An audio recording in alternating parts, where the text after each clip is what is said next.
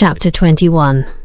मैं सच में उनके बकवास से तंग आ चुकी थी, और फिर भी मैं यहाँ थी, अभी भी उन शैतानों की देखभाल कर रही थी।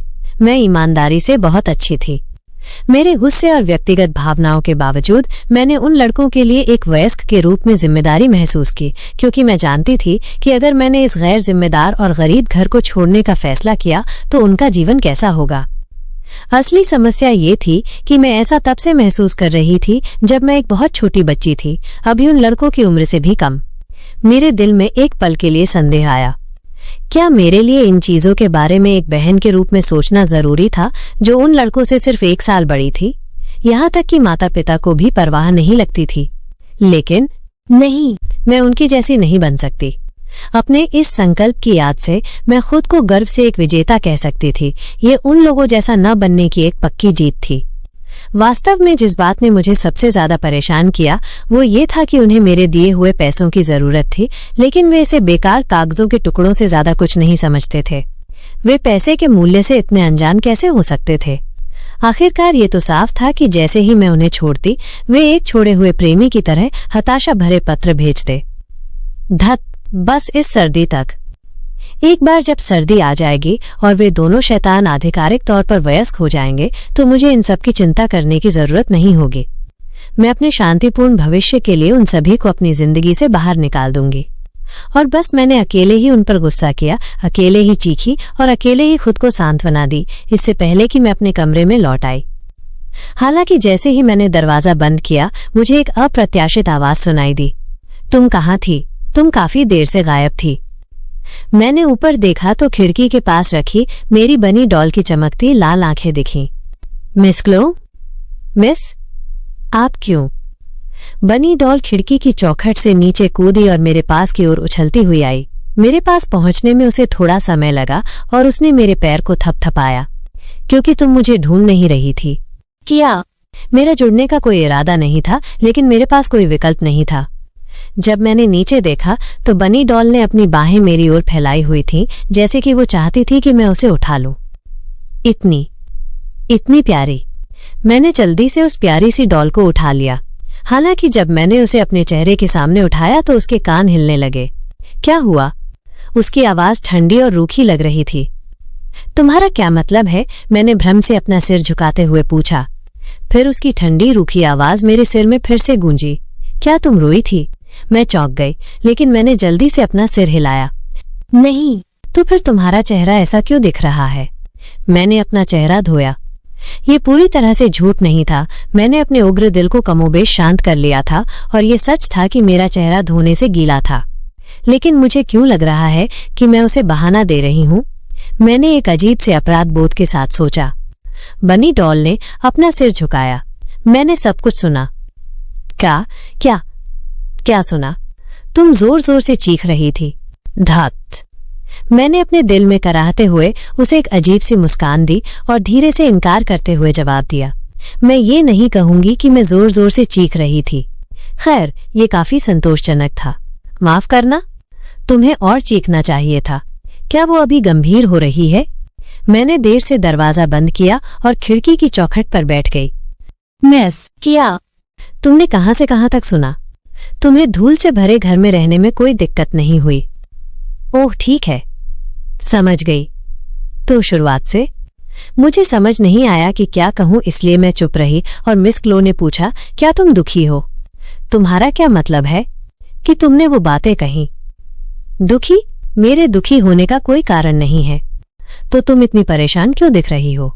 मैं परेशान दिख रही हूं? मैंने तो बस अपना चेहरा धोया, इस कमरे में आई और एक प्यारी सी बनी डॉल को उठाया। लेकिन मिस क्लो को मेरे मन की बात पता चल गई थी। मैं तुम्हारी आंखों को देखकर बता सकती हूँ। क्या तुम मन पढ़ना जानती हो? ये मजाक नहीं है। मैं तो बस मजाक कर रही थी। आप? हाँ। झूठी मुस्कान मत दो, ये साफ साफ दिख रही है। ओह। जैसे ही मैंने आह भरी और अपना सिर झुकाया, बनी डॉल मेरे हाथों से खिसककर नीचे कूद गई। फिर वो दूर चली गई, इतनी दूर कि मेरा चेहरा देख सके, और उसने ऊपर देखा। क्या तुम रो रही हो? नहीं, मैं रो नहीं रही। मुझे लगने लगा है कि जब मैं रोती हूं तो तुम्हें अच्छा लगता है। मुझे नहीं लगता, बनी डॉल ने अपनी छोटी बाहें मोड़ते हुए जवाब दिया। वो इतनी प्यारी थी कि मैं हंसे बिना नहीं रह सकी। तुम क्यों हंस रही हो? ओह कुछ नहीं। मुझे यकीन था कि अगर मैंने उसे सच बताया तो मिस क्लो गुस्सा हो जाएगी। इसका मतलब ये होगा कि वो कनेक्शन तोड़ देगी और मैं अकेली रह जाऊंगी, इसलिए। खैर, मुझे अच्छा नहीं लगता जब तुम रोती हो। ठीक है, और मुझे नफरत है जब तुम मेरी गैर मौजूदगी में रोती हो। ये परेशान करने वाला है। अगर तुम्हें रोना है तो यहाँ रो। मैं आदतन मुस्कुराई, लेकिन खुद को रोकने के लिए मजबूर किया, ये याद करते हुए कि मिस क्लो ने मुझे ऐसा न करने के लिए कहा था। मिस किया, मैंने तुम्हें कई बार बताया, मैं आज नहीं रोई। मुझे कैसे पता चलेगा? मैं तुम्हें देख नहीं सकती। तुम झूठ बोल रही हो। तुम अभी मुझे देख रही हो। मैं उसकी आहट सुन सकती थी। वाह, मैंने कभी नहीं सोचा था कि मैं अपने जीवन में एक गुड़िया को आहें भरते देखूंगी। इस बार मैं सचमुच हंसी। मैं थोड़ी देर अकेली ही हंसती रही। फिर जब मैंने सांसें इकट्ठा की तो धीरे धीरे अपने होंठ खोले। मिस, आप। हम एक ही समय पर बोले, फिर हैरानी से एक दूसरे को देखा। मेरे लिए ये थोड़ा अजीब था क्योंकि मैं एक गुड़िया से बात कर रही थी। तुम पहले बोलो। नहीं, तुम बोलो। वाह, मिस क्लो ने मुझे पहले बोलने दिया। ये भी काफी अजीब था। गुड़िया को घूरते हुए मैंने अपने दिमाग में सही शब्द खोजने की कोशिश की। फिर थोड़ी देर बाद मैंने धीरे धीरे उसे अपनी कहानी बताना शुरू किया। ये पिछली सर्दी की बात है, जब मैं 17 साल की थी। तो मेरे आधिकारिक रूप से वयस्क होने से ठीक पहले, मुझे लगता है, मेरी माँ विस्काउंटेस अपनी इकलौती बेटी की शादी एक अमीर बूढ़े रईस से पैसे के लिए करने की कोशिश कर रही थी। ये एकमात्र घर था जो दहेज लिए बिना बेटी के लिए पैसे देने को तैयार था, और इसलिए इससे पहले कि मुझे पता चलता, मेरे लिए पहले से ही एक पति चुन लिया गया था। मुझे इस आदमी बैरन फेरोन की छठी पत्नी बनना था। मेरी माँ ने उस समय मुझसे कहा था कि बैरोनेस बनना एक छिपा हुआ वरदान था। छिपा हुआ वरदान? बकवास है। भयानक पल को याद करते ही मैं कांप गई। मैं शादी नहीं करना चाहती थी और मैंने खुद के लिए लड़ाई लड़ी, लेकिन उन्होंने इसे इतना स्वाभाविक और सामान्य बना दिया कि एक समय पर मुझे विश्वास होने लगा कि ऐसा करना ही सही है, क्योंकि मैं अकेली थी जो उस सच्चाई से परेशान थी। ब्लेयर अपने परिवार से प्यार करती थी, लेकिन उनसे नफरत भी करती थी। ये पहली बार था जब उसे एहसास हुआ कि उसके दिल में एक साथ ऐसे विपरीत भावनाएं मौजूद हो सकती हैं। इस तरह अगर वो सिर्फ एक भावना पर काम करने की कोशिश करती तो दूसरी भावना हमेशा आड़े आ जाती। जब मैं ब्लेयर बनी और उसके शरीर के साथ साथ उसकी यादों और भावनाओं को भी ले लिया, तो मैं भ्रम में घिर गई। क्या मैं इस परिवार से प्यार करती हूँ या मैं इससे नफरत करती हूँ? मुझे उनके साथ जिस तरह का व्यवहार किया जाता है उसके लिए उनसे नफरत करनी चाहिए। फिर भी जब उन्होंने मेरी मदद मांगी और मेरे अपराध बोध का शिकार हुए तो मुझे उन पर दया क्यों आई? ब्लेयर अब तक किस मानसिक स्थिति में थी? उसने मुझसे कहा था कि ये मेरे परिवार के प्रति मेरा कर्तव्य है। उसने कहा कि मुझे खुद का बलिदान देना होगा क्योंकि परिवार कष्ट में था। ये बकवास है।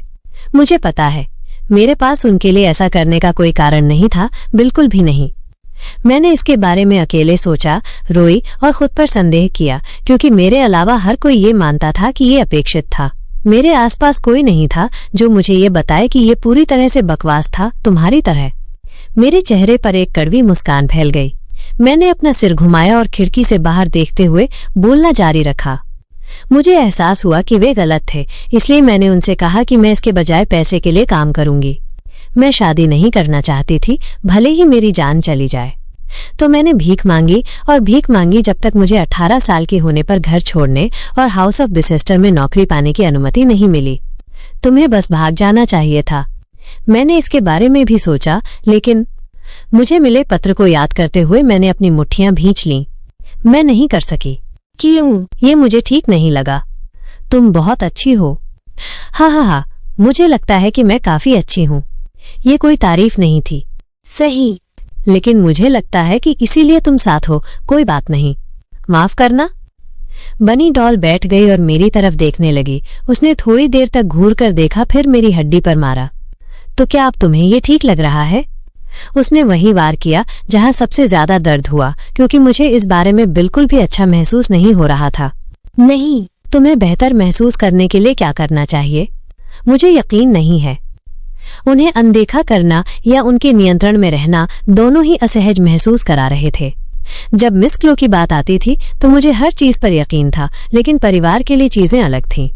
लानत है तुम पर, ब्लेयर थॉर्प। ऐसे भयानक परिवार के लिए करुणा रखने का क्या मतलब है? तो फिर तुम्हें क्या असहज महसूस करा रहा है? मुझे लगता है कि मैं अभी भी उनकी चिंता करती हूँ। मुझे लगता है कि अगर मैं उन्हें छोड़ दूं तो सब कुछ मेरी गलती होगी। बेवकूफ, मुझे लगा कि अगर मैं उनके जैसा नहीं बनना चाहती तो मुझे जिम्मेदार होना चाहिए। लेकिन तुम और वे पहले से ही बहुत अलग हो। तुम जो भी करोगी वो तुम्हें उनके जैसा नहीं बना पाएगा। अगर मैं हत्या करूं तो भी? क्या तुम करोगी? मैं चुप रही। मुझे यकीन था कि वो मुझे डांटेगी या कुछ और कहेगी, लेकिन ये अप्रत्याशित प्रतिक्रिया क्या है? सिर्फ बातें, कोई कार्रवाई नहीं। हाँ, मेरा क्षण भर का सदमा जल्द ही दूर हो गया। मुझे देखते हुए तुम्हें निराशा हो रही है? हाँ। वाह, ये तो जल्दी था। मैं तुम्हें समझ नहीं सकती। तुम मेरे सामने इतनी होशियार बनती हो, फिर भी यहाँ हो। मैंने बनी डॉल का चेहरा इतना दृढ़ पहले कभी नहीं देखा था, लेकिन मैं तुम्हें सुन रही हूँ। माफ करना, मैं समझ रही हूँ कि तुम किस स्थिति में हो। उसके शांत बयान ने मेरी आंखों को जला दिया। जैसा कि तुमने कहा, तुम्हें दूसरों की गलतियों के लिए क्यों भुगतना पड़ता है? मैंने अपने होंठ काटे और सिर हिलाया। ठीक है, मैं अपने दिल में रोई, लेकिन तुम दूर जा सकती हो। ऐसा लगा जैसे मिस क्लो ये कहने की कोशिश कर रही थी कि वो नहीं कर सकती। तुम कर सकती हो और कोई कुछ नहीं कहेगा। वे तुम्हारा क्या बिगाड़ सकते हैं? लेकिन ये एक अच्छी लड़की का विवेक था। मैं अपने पिछले जीवन में एक बहुत ही कमजोर इच्छा शक्ति वाली इंसान थी, जिससे दूसरों की जरूरतों को अनदेखा करना मुश्किल हो जाता था। एक बार किसी ने मुझसे ये कहा था, जब मैं एक बेघर इंसान से दूर नहीं जा सकी और जब वो पैसे की भीख मांग रहा था तो उसे पीछे मुड़कर देखती रही। तुम ऐसे लग रही हो जैसे तुम दयालु होने के लिए बेताब हो। और ब्लेयर थॉर्प भी अलग नहीं थी। वो एक भिखारी पर तरस खाती थी जो एक बरसात की रात में मदद के लिए उनके घर आया था, जब उसका अपना परिवार बिखर रहा था। वो इस आदमी के लिए कुछ नहीं कर सकती थी और वो रोई क्योंकि वो जानती थी कि वो नहीं कर सकती थी। एक मूर्ख की तरह। अगर मैं चली गई तो मेरे भाई कौन परवाह करता है? तुम कष्ट में हो। क्या ये सब तुम्हारी गलती है? नहीं, बस यही। लेकिन जानना और करना अलग है। जैसे ही मैं चुप रही, मिस क्लो ने एक और तथ्य जांच के साथ मेरे दिल में छुरा घोंपा। वो परिवार तुम्हारे बिना भी चल सकता है। शायद यही वो बात थी जिससे ब्लेयर सबसे ज्यादा डरती थी। वो एक अयोग्य बेटी थी जो जरूरत से परिवार में मौजूद थी, हालांकि यहाँ तक कि उसकी जरूरत को भी नकार दिया जाए तो। हालांकि मिस क्लो के अगले शब्द एक गर्म धूप की किरण की तरह थे जिसने उसके टूटे हुए दिल को सहलाया। तुम उन लोगों के लिए बहुत अच्छी हो। किसी ऐसे व्यक्ति के पास आओ जिसे तुम्हारी जरूरत है। कहानी जारी रहेगी।